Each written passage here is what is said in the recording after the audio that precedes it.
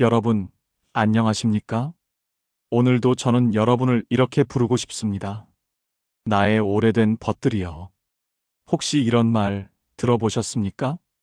부모님 돌아가시고 나서 형제끼리 더 멀어졌어. 이 말은 이상한 이야기가 아닙니다. 오히려 너무 현실적인 이야기입니다. 저는 요즘 형제 관계를 떠올리면 한 장면이 먼저 떠오릅니다. 비 오는 날, 다 같이 우산 아래 있었을 때는 서로 부딪혀도 넘어졌어도 웃으며 지나갔습니다. 그런데 우산이 사라지면 각자는 비를 맞습니다. 그리고 그때부터 사람은 웃지 않습니다. 장부를 펼칩니다. 형제에는 사라진 게 아니라 부모라는 우산 아래에서만 유지되던 평화였을 수도 있습니다. 오늘 영상은 자극적인 폭로가 아닙니다. 오히려 여러분이 후회하지 않게, 그리고 품격을 잃지 않게 부모의 부재 이후 흔들리는 형제 관계에서 나를 지키는 법을 드리는 이야기입니다. 시작하기 전에 구독과 좋아요로 함께 해주시면 다음 영상도 제대로 준비해 오겠습니다. 그럼 바로 시작합니다. 자, 이제 묻겠습니다. 부모님이 계실 때는 괜찮았는데, 부모님이 떠난 뒤 형제 사이 공기가 갑자기 차가워진 경험 있으십니까?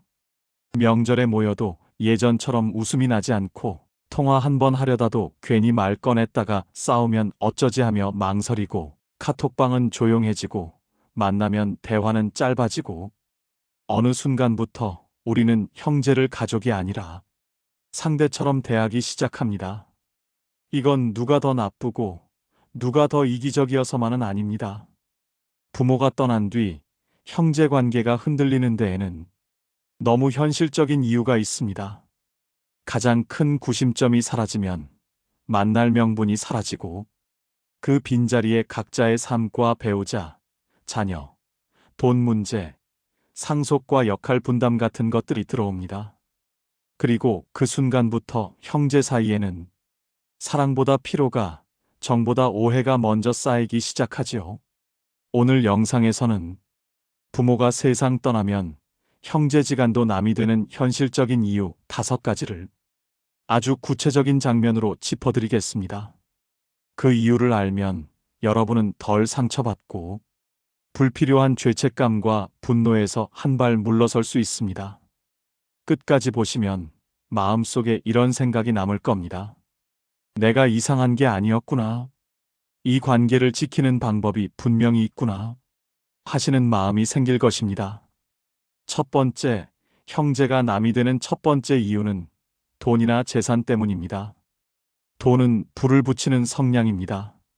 그래서 어떤 사람은 부모님이 남겨둘 재산이 없어서 오히려 다행이라고 생각합니다.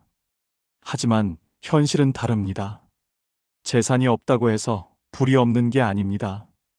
불씨는 이미 오래전에 쌓여 있습니다.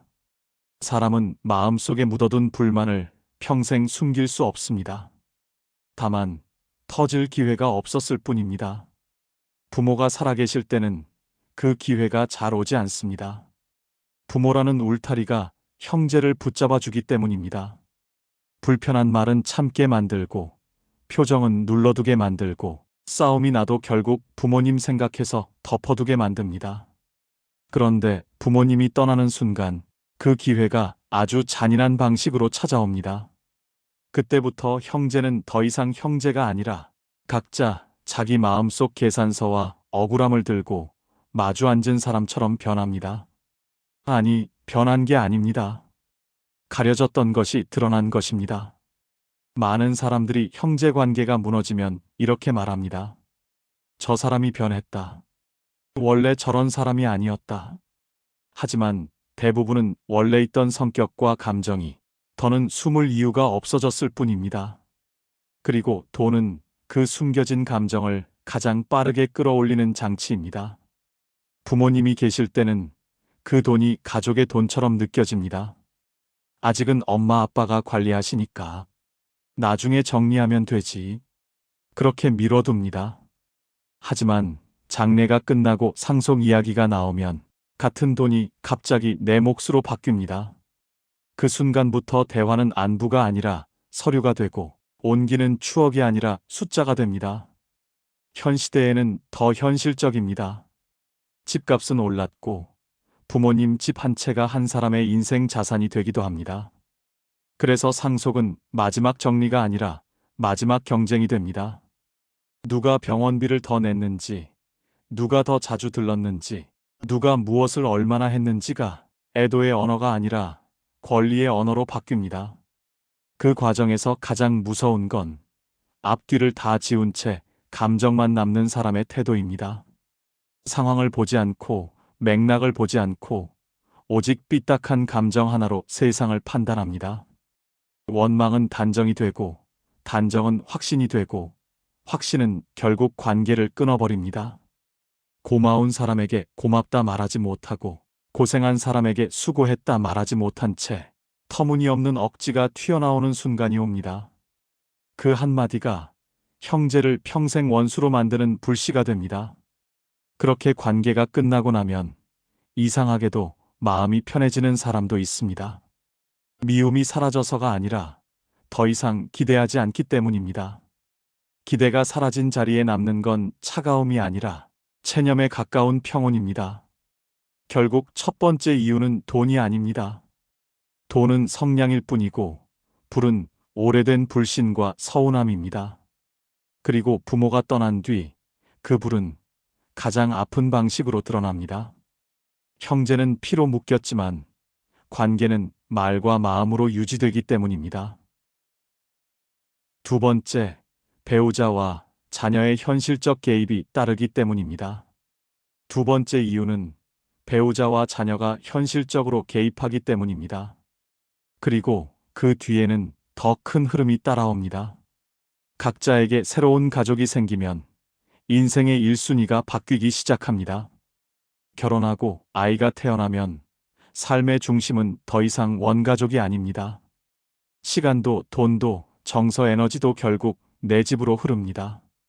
예전에는 형제에게 쓰던 마음의 여백이 있었지만 지금은 대출, 교육비, 노후 준비, 집 문제 앞에서 그 여백이 거의 남지 않습니다. 그래서 연락이 뜸해지고 만남이 줄어들면 사람들은 이렇게 착각합니다. 형제가 변했다. 정이 식었다. 하지만 많은 경우 관계가 나빠진 게 아니라 구조가 멀어진 것입니다. 문제는 부모님이 떠나는 순간부터입니다. 그때까지는 형제 사이 갈등이 그래도 우리 집안 일로 남아 있었습니다. 그런데 장례가 끝나고 상속이나 집 정리 같은 현실이 등장하면 그 일은 더 이상 형제만의 일이 아니게 됩니다. 각자의 배우자와 자녀가 동시에 이해관계자가 되기 때문입니다. 처음 불씨는 대개 아주 생활적인 말로 붙습니다. 여보, 당신만 손해보는 것 같아. 애들 몫은 생각해야지. 그 말은 악의가 아니라 생존의 언어입니다. 책임져야 할 가족이 있으니 계산이 생기는 건 자연스럽습니다. 하지만 그 계산이 형제의 마음을 건드리는 순간 분위기는 급격히 바뀝니다. 형은 내가 부모님을 모셨으니 더 가져야 한다고 생각하고 동생 쪽에서는 그럼 우린 뭐냐고 묻습니다. 반대로 동생이 자기 몫을 주장하면 형수의 마음속에는 당신이 뭘 했는데 라는 말이 날카롭게 올라옵니다. 여기서부터 대화는 더 잔인해집니다. 형제끼리는 참고 넘길 말을 배우자는 못 참습니다. 형제는 추억을 꺼내지만 배우자는 현실을 꺼냅니다. 그리고 자녀들은 조용히 등을 떠밉니다. 아빠, 우리도 집 한 칸은 있어야 하지 않아? 결국 싸움의 중심은 누가 더 사랑받았나가 아니라 누가 더 지킬 게 많나로 이동합니다. 부모님이 떠난 뒤 형제 관계가 멀어지는 두 번째 이유는 누군가가 갑자기 나빠져서가 아닙니다. 각자 지켜야 할 가족이 생기면서 한 발씩 물러난 결과입니다. 그리고 그 한 발이 쌓이면 어느 날 문득 형제는 남처럼 멀어져 있습니다. 세 번째, 부모라는 구심점이 사라진다는 것입니다. 부모님이 살아계실 때 형제는 사실 서로를 보러 모이기보다 부모님을 뵈러 모이는 경우가 많았습니다.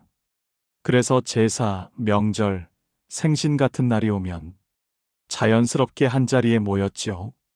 그런데 부모님이 떠나시는 순간 그 약속의 이유가 통째로 사라집니다. 그러면 무슨 일이 벌어지느냐? 처음엔 다들 이렇게 말합니다. 요즘 너무 바빠서, 애들 일정이 있어서.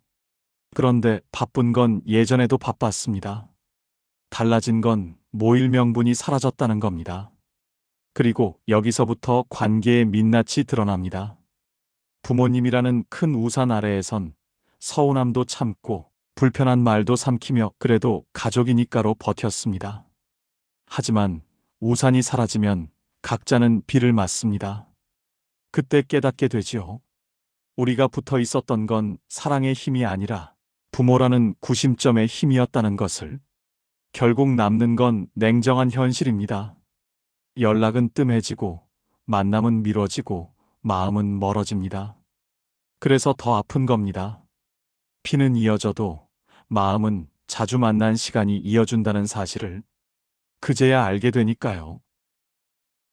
네 번째, 역할 분담이 사라진다는 것입니다. 부모님이 계실 때 형제는 한 가지 역할로 묶여 있습니다. 자식이라는 이름입니다. 그 역할 안에서는 이상하게도 평등이 작동합니다. 누가 돈을 더 벌었든, 누가 더 부족해 보이든, 부모님 앞에 서면 다 똑같은 우리 집 자식이니까요. 그래서 마음에 불만이 있어도 마지막 선은 지켜집니다. 부모님이라는 울타리가 싸움의 끝을 막아주는 겁니다. 그런데 부모님이 떠나시는 순간 울타리와 함께 역할 분담도 사라집니다. 이제 형제는 더 이상 자식이 아닙니다. 각자의 집을 대표하는 사람, 즉 한 가족의 대변인이 됩니다. 그때부터 대화의 주어가 바뀝니다. 우리 집, 우리 땅, 우리 논, 우리 밭이라고 하던 것이 큰형님 논, 작은형님 밭으로 바뀌지요. 그리고 이 변화는 무섭도록 빠릅니다. 같은 사건을 봐도 기준이 달라지고 같은 말을 들어도 해석이 달라집니다. 피로 이어진 형제였는데 어느 순간 이해관계를 대표하는 사람이 되어버립니다. 말투가 딱딱해지고 태도가 조심스러워지고 속마음보다 계산이 먼저 나옵니다. 그래서 부모가 떠난 뒤 형제 사이가 멀어지는 건 누가 나빠서가 아니라 구조가 바뀌어서입니다. 부모님이 계실 때는 가족이었지만 떠난 뒤에는 각자의 가족을 지키려는 사람들이 남기 때문입니다. 결국 관계는 이렇게 말합니다. 사랑은 마음으로 지키지만 관계는 역할로도 지켜진다고. 다섯 번째, 소통 단절로 정이 말라간다는 것입니다. 부모님이 계실 때는 굳이 연락하지 않아도 형제 사이에 정이 마르지 않았습니다. 명절 한 번, 생신 한 번, 엄마 아빠 보러 가자는 말이 다리를 놓아줬으니까요. 그런데 부모님이 떠나고 나면 그 다리가 끊깁니다. 그때부터는 마음이 아니라 일정표가 관계를 결정합니다. 사는 곳은 멀어지고 일은 바빠지고 육아는 숨 돌릴 틈을 빼앗습니다. 처음엔 요즘 정신없어 한마디로 넘어가지만 연락이 줄어드는 건 생각보다 빨리 무관심처럼 보이기 시작합니다. 어느 날 문득 깨닫습니다. 형제의 하루가 어떤지, 무슨 걱정으로 잠을 설치는지 나는 아무것도 모르고 있었다는 걸요. 그리고 오랜만에 만났을 때가 더 잔인합니다. 할 말이 없습니다. 예전엔 밥상만 펴도 술술 나오던 이야기가 이제는 잘 지내지? 응, 그냥으로 끝납니다.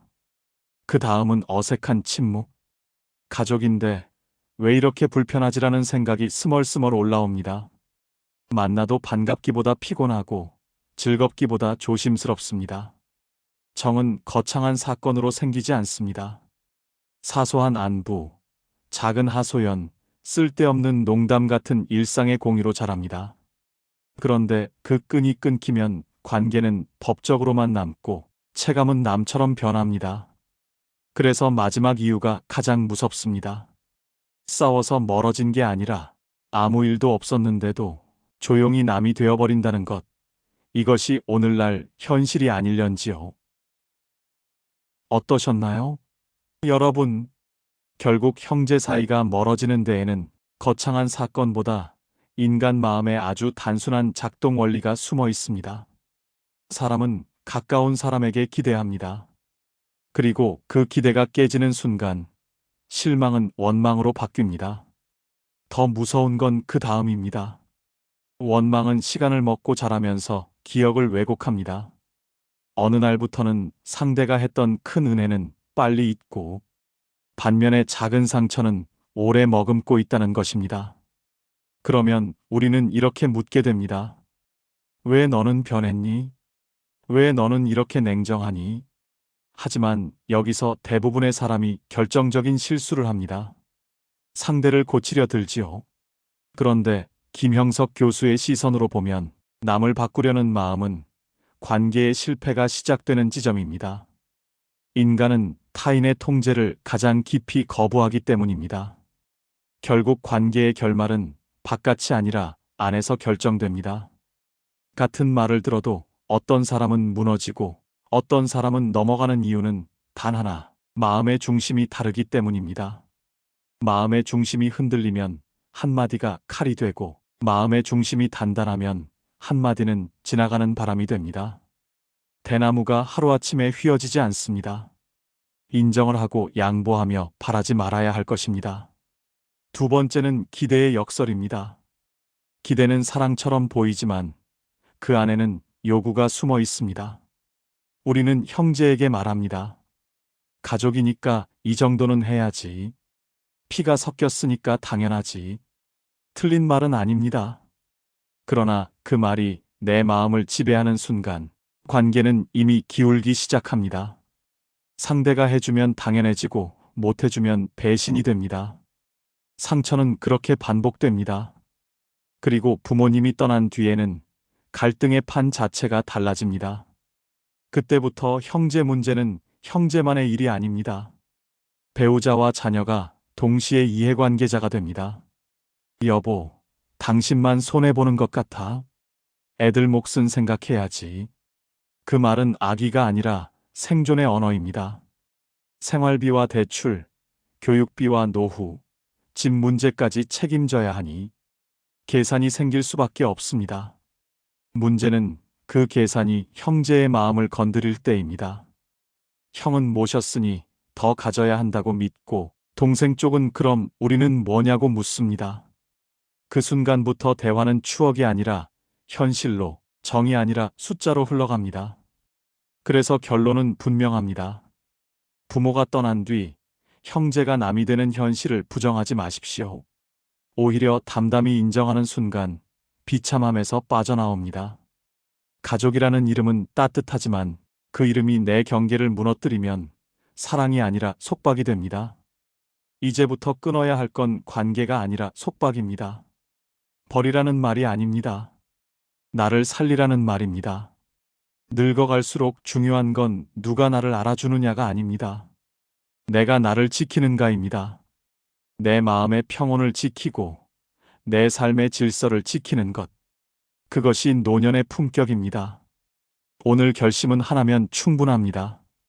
이제는 형제의 반응이 아니라 나의 기준을 따른다. 누가 차갑게 굴어도 나는 나를 잃지 않는다.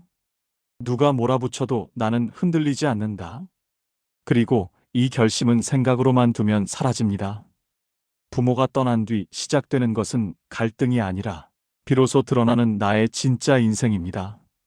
이제 남의 기대가 아니라 나의 기준으로 사십시오. 그 길 끝에서 여러분은 더 가벼워지고 더 단단해지고 더 평온해질 것입니다.